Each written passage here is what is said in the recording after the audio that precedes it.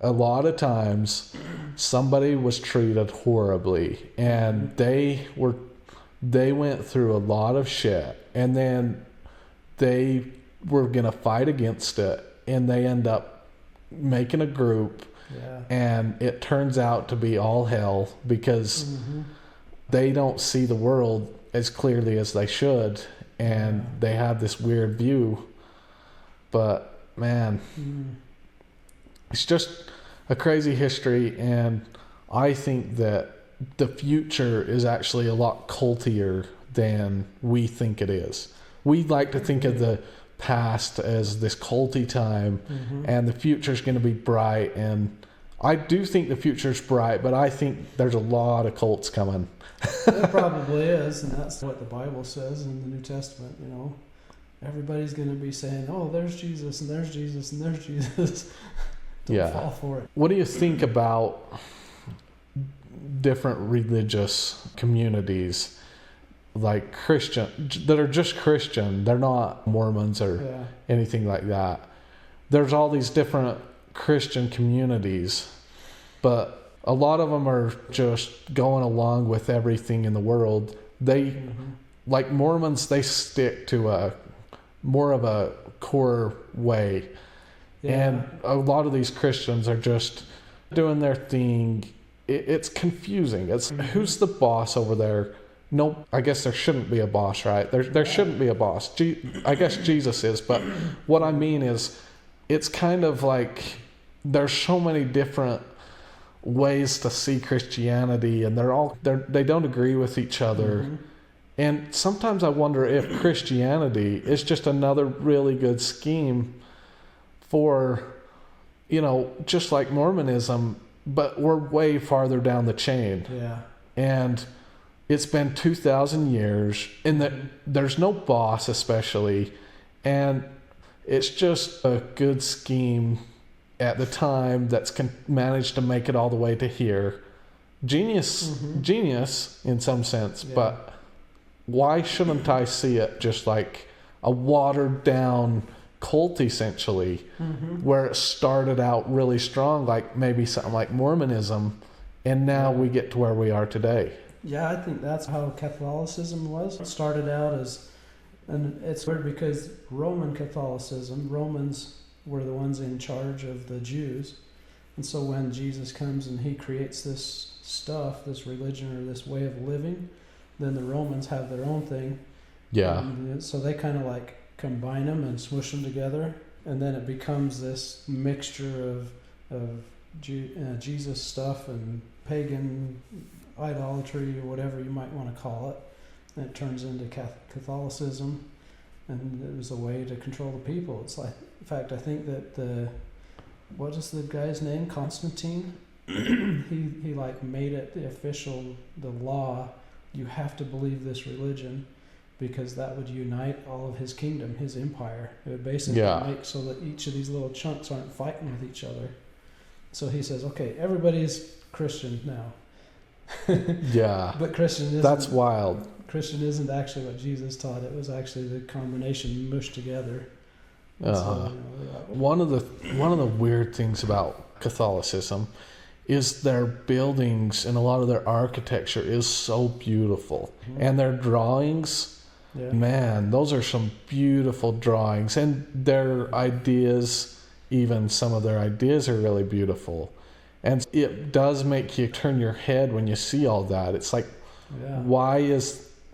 because a lot of other Christian denominations and things, they just are plain, they're simple, their church buildings are simple, they have a cross up there. But Catholicism, the traditions of it, and like the drawings, they're all similar, and there's this like theme to it. But man, I wonder why it's that way. I think it's originally the Roman belief of Zeus and all these Roman gods, and they basically just took the names off of them and changed them into Peter and Paul and the 12 apostles, and they just kept everything with a new name on it when they smushed it together with Christianity. Yeah, I don't know the history very good, but you would definitely know more than I do.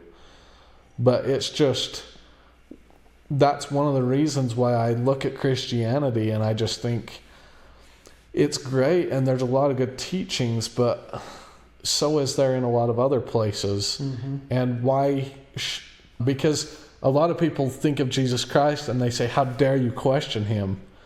But for me, that's the life I lived for 20 years. Right. And now I think I'm going to question everything. And if something's true, it's not going to mind being questioned. Right. And so Christianity kind of seems to have some of these cult-like tendencies about it. Right. And it just seems like we're way down the chain and it's all watered down, but people need something. So, and it's weird because Christian nations have brought the world to the modern peace that we have, but the history of that is wild. I mean, it's blood. A lot of blood and fighting and killing, and you're going to believe because I said you are, like type of thing, you know? It's like, we're going to fight and kill you so you believe.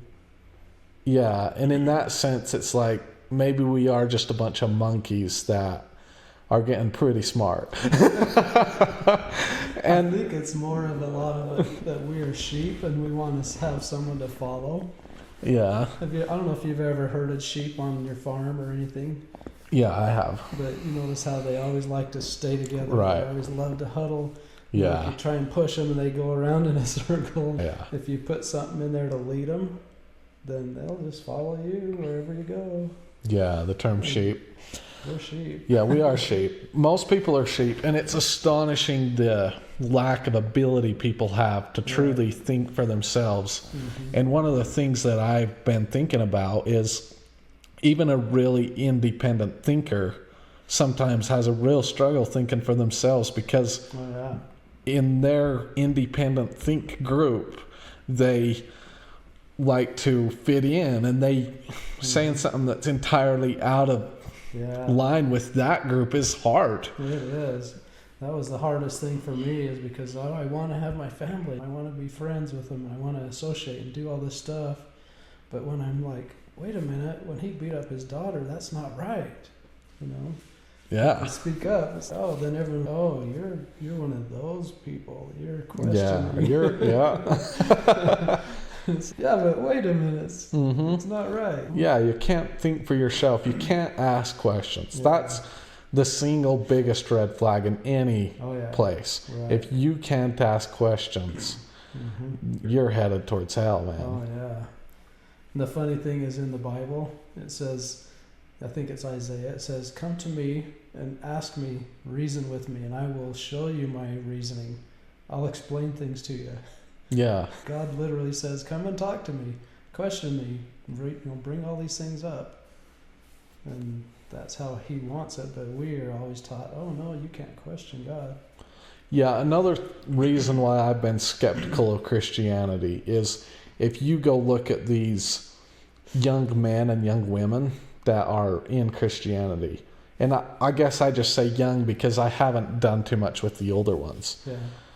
Because I've dated a few Christian girls, and so I just got some insight into how they think. And it's just fascinating to me that they are so into it and devoted. And it reminds me a lot of a Mormon situation, maybe in a different way. And the ideas are more open, but they're very passionate about it. And it seems to me that blinds them from seeing potential problems and other things. It makes the world beautiful in some way, but it also blinds, every religion does, but it also blinds you to not see things as they really might be. Yeah. And so I've been really hesitant, and I'd love getting caught up into something like that and being in, but I also hate it because I know what it can do, and I know that you can get so delusional and go places that you don't want to go. Yeah, it enslaves you too, for sure.